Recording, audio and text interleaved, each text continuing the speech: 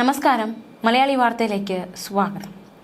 രാഹുൽ മാങ്കൂട്ടത്തിൽ ഗർഭചിത്രം നടത്താൻ വേണ്ടി നിർബന്ധിച്ച ആ പെൺകുട്ടി അവൾ ആരാണ് എന്നതടക്കമുള്ള ചോദ്യങ്ങൾ ഉയരുന്നുണ്ട്. മാത്രമല്ല, അങ്ങനെ ഒരു പെൺകുട്ടിയെ ഇല്ല എന്ന തരത്തിലുള്ള ഒരു പ്രതിരോധമൊക്കെ കോൺഗ്രസിൻ്റെ ഭാഗത്തു നിന്നും ഉണ്ടാകുന്നുണ്ട്.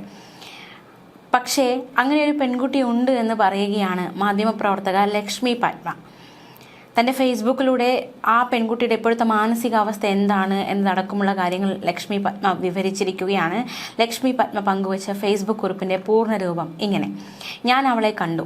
രാഹുൽ മാങ്കൂട്ടത്തിൽ വിഷയത്തിൽ പുറത്തു വന്ന ഓഡിയോ എല്ലാം വ്യാജമെന്നും അങ്ങനെ ഒരു പെൺകുട്ടി ഇല്ല എന്നും അങ്ങനെ ഒരു ഗർഭമോ പോലും ഇല്ല എന്ന് പറയുന്നവരോടാണ് പറയാനുള്ളത്.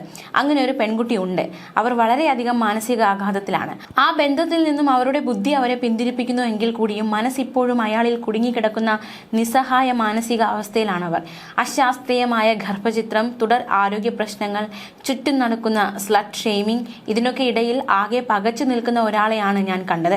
മര്യാദയ്ക്ക് ഉറങ്ങിയിട്ടും ഭക്ഷണം കഴിച്ചിട്ടും ഒക്കെ പല നാളായ ഒരാൾ അപ്പോഴും ഇങ്ങനെ ഒരു കാര്യം പുറത്തു വന്നത് വഴി സമൂഹത്തിൽ കുറച്ച് സ്ത്രീകളെങ്കിലും ചതിക്കുഴികളിൽ നിന്ന് രക്ഷപ്പെടാൻ ഇടയാക്കുന്നുവെങ്കിൽ അതിൽ ആശ്വാസം കണ്ടെത്തുകയാണ് അവർ. പരാതി കൊടുക്കണമെന്ന് പല ആവർത്തി ഒരു സഹോദരി എന്ന നിലയിൽ അവരോട് പറഞ്ഞു.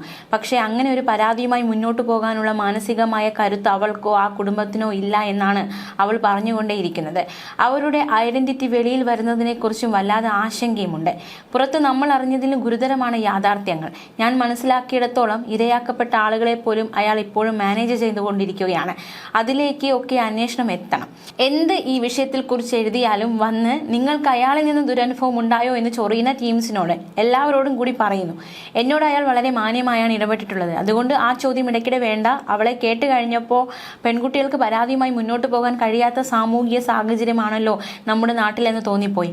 സോഷ്യൽ മീഡിയ വഴി വേട്ടക്കാരനെ വെളുപ്പിക്കാൻ നടത്തുന്ന ശ്രമങ്ങൾക്കിടെ എത്ര സ്ത്രീകൾ ചവിട്ടി മെതിക്കപ്പെടുന്നു. രാഷ്ട്രീയ നേട്ടങ്ങൾക്കായുള്ള പലവിധ ചെളിവാരി എറിയലുകൾ വേറെ. സ്ത്രീകൾക്ക് തല ഉയർത്തിപ്പിടിച്ച് ജീവിക്കാനുള്ള ഒരിടമായി നമ്മുടെ നാടിനെ മാറ്റണമെങ്കിൽ കൂട്ടായ ശ്രമങ്ങൾ ആവശ്യമുണ്ട്. ഇതിനിടയിൽ ചില ടീംസിന്റെ പുതിയ കഥയും കേട്ടു. ഏതോ മാധ്യമപ്രവർത്തക പരാതിയിൽ നിന്ന് ഇരയാക്കപ്പെട്ട പെൺകുട്ടിയെ പിന്തിരിപ്പിച്ചെന്ന്. അങ്ങനെ ഒരു വിഷയമുണ്ടെങ്കിൽ തെളിവ് സഹിതം പുറത്തുവിടണം.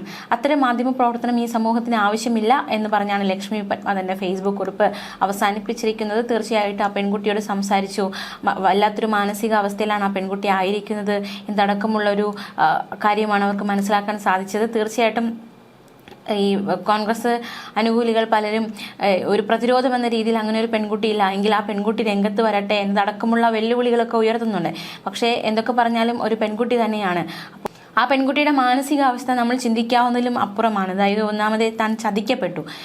അതുമാത്രമല്ല, ഇത്തരത്തിലുള്ളൊരു വിഷയങ്ങളുണ്ടായി. അപ്പോൾ ആ പെൺകുട്ടി ഏതൊരു മാനസികാവസ്ഥയിലൂടെ ആയിരിക്കും കടന്നു പോകുന്നത് എന്നത് ചിന്തിക്കാവുന്നതിലും അപ്പുറമാണ്. അതിനിടയിലാണ് ആ പെൺകുട്ടി വെളിയിൽ വരണം, രംഗത്ത് വരണം എന്ന അടക്കമുള്ള വെല്ലുവിളികൾ ഉയരുന്നത്.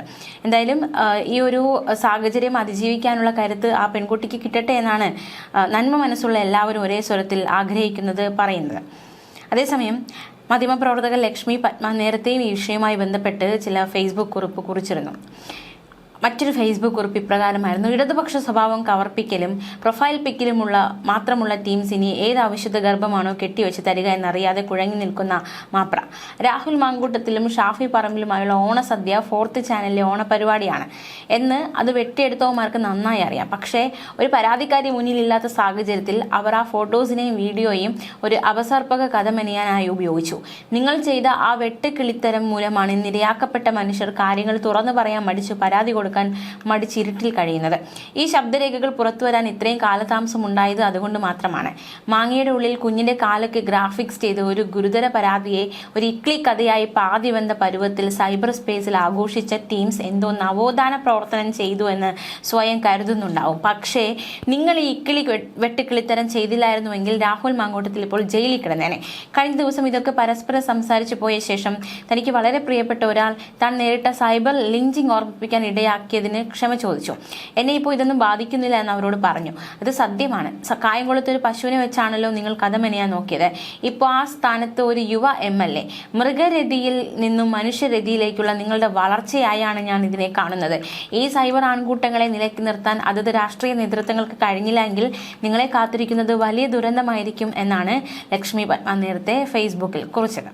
അതേസമയം ഗർഭചിത്രം നടത്താൻ രാഹുൽ മാങ്കൂട്ടത്തിൽ MLA നിർബന്ധിച്ച് പെൺകുട്ടിയുടെ മൊഴിയെടുക്കാൻ അന്വേഷണ സംഘം തീരുമാനിച്ചിരിക്കുകയാണ്. നേരിട്ട് പരാതി നൽകിയിട്ടില്ല പെൺകുട്ടിയെങ്കിലും അതിജീവിത മൊഴി നൽകുമെന്ന പ്രതീക്ഷയിലാണ് പ്രത്യേക അന്വേഷണ സംഘമായിരിക്കുന്നത്. ലൈംഗിക പരാതി അന്വേഷിക്കുന്ന പ്രത്യേക സംഘം ഇക്കാര്യത്തിൽ നടപടി തുടങ്ങും. രാഹുലിനെതിരെ ആദ്യം ആരോപണം ഉന്നയിച്ച സിനിമാ താരവും മുൻ മാധ്യമ പ്രവർത്തകയുമായ Rini Ann George, trans woman Avanthika അടക്കമുള്ളവരിൽ നിന്ന് മൊഴിയെടുക്കും. അതേസമയം ആദ്യം പരാതിക്കാരുടെ മൊഴിയായിരിക്കും രേഖപ്പെടുത്തുക. കിട്ടിയ പരാതികളെല്ലാം മൂന്നാം കക്ഷികളുടേതാണ്. ശബ്ദ സന്ദേശങ്ങൾ, വാട്സാപ്പ് ചാറ്റുകൾ തുടങ്ങിയവ തെളിവുകളായി വരുന്നതിനാൽ ക്രൈംബ്രാഞ്ചിന്റെ പ്രത്യേക അന്വേഷണ സംഘത്തിൽ സൈബർ വിദഗ്ധരെയും ഉൾപ്പെടുത്തിയിട്ടുണ്ട്. കഴിഞ്ഞ ദിവസം അന്വേഷണ സംഘം ക്രൈംബ്രാഞ്ച് ആസ്ഥാനത്ത് വിശദമായ യോഗം ചേർന്നിരുന്നു. നിലവിൽ 10ലേറെ പരാതികളാണ് രാഹുലിനെതിരെ പോലീസിന് കിട്ടിയിട്ടുള്ളത്. ഇവയെല്ലാം മൂന്നാം കക്ഷികളുടെ പരാതികളുമാണ്. ഈ പരാതികളെല്ലാം ക്രൈംബ്രാഞ്ചിന് പോലീസ് കൈമാറിയിട്ടുമുണ്ട്. അതേസമയം യൂത്ത് കോൺഗ്രസ് സംസ്ഥാന അധ്യക്ഷൻ രാഹുൽ മാങ്കൂട്ടത്തിൽ MLAക്കെതിരായ ഗുരുതര ശബ്ദ സംഭാഷണം അടക്കം നേരത്തെ പുറത്തുവന്നതാണ്. രാഹുൽ മാങ്കൂട്ടത്തിൽ യുവതിയെ ഗർഭചിത്രത്തിന് സമ്മർദ്ദം ചെലുത്തുന്ന ശബ്ദ സംഭാഷണത്തിന്റെ പ്രസക്ത ഭാഗമായിരുന്നു പുറത്തുവന്നത്.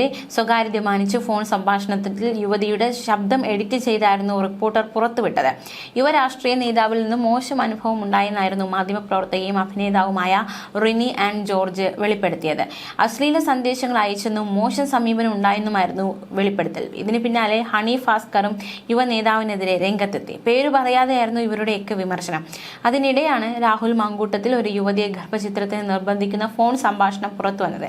രാഹുൽ മാങ്കൂട്ടത്തിൽ MLA സോഷ്യൽ മീഡിയയിലൂടെ നടത്തിയ അശ്ലീല ചാറ്റും പുറത്തു വന്നിരുന്നു. നേതാവിനെതിരെ ഗുരുതര ആരോപണങ്ങൾ ശക്തമായതോടെ രാജ്യസമ്മർദ്ദം ശക്തമായി.